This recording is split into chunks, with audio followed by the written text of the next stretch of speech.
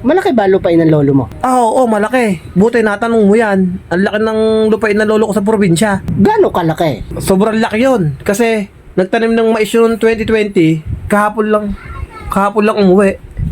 Sobrang lawak, 4 na taon pagtatanim, kahapon lang umuwi. Ano? 2020 nagtanim, kahapon lang natapos magtanim? Oo, kasi ganun kalawak ang lupain na lolo ko sa probinsya. 4 na taon, kahapon lang natapos sa pagtatanim, ganun kalawak. Mahirap pala lolo mo eh. Hikahos. Ano? Hikahos. Ano, hikahos pa yun? Oo. Ang lawak ng lupain ng lolo ko, paano maghihikahos yun? Bakit ba lolo mo may lupa? Hindi mo na itatanong. Sobrang laki ng lupa ng lolo ko. Nagtanim nung 1996. Hanggang ngayon, hindi pa nauwi. Ano?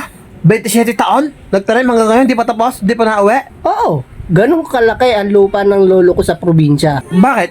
Saan ba probinsya ng lolo mo? Sa Iwahig. Wala, bilanggo pala lolo mo eh.